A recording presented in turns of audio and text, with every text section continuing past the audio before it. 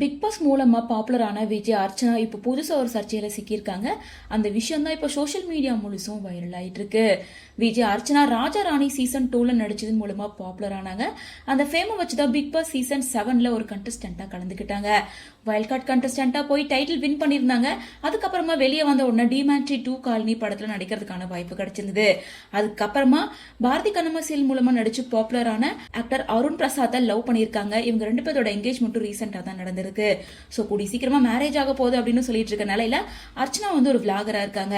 அவங்க எங்க போனாலும் அதை வீடியோ எடுத்து போஸ்ட் பண்ணிடுவாங்க. அப்பப்போ சோஷியல் மீடியால ஆக்டிவா தான் இருப்பாங்க. இந்த நிலையில திருவண்ணாமலையில பிரசித்தி பெற்ற அருணாச்சலேஸ்வரர் கோவில் இருக்கு. இந்த கோவிலுக்கு பின்னாடி இருக்க அண்ணாமலையார் மலை ஆன்மீக மலையாகவும் ரொம்ப சக்தி வாய்ந்த மலையாகவும் கருதப்படுது. இந்த மலைப்பகுதி வனத்துறையோட கட்டுப்பாட்டுல இருக்கு. சோ மலை ஏறுறதுக்கு பொதுமக்களுக்கு தடை விதிக்கப்பட்டிருக்கு.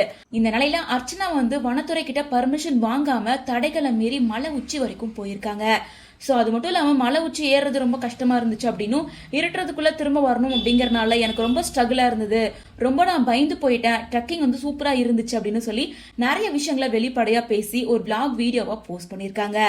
இதை பார்த்த வனத்துறையினர் அர்ச்சனாவை விசாரிக்கிறதுக்காக கூட்டிட்டு போயிருந்த நிலையில இப்போ அர்ச்சனா அனுமதி இல்லாம மலை ஏறிய குற்றத்துக்காக 10,000 ரூபாய் அபராதம் கொடுத்திருக்காங்க.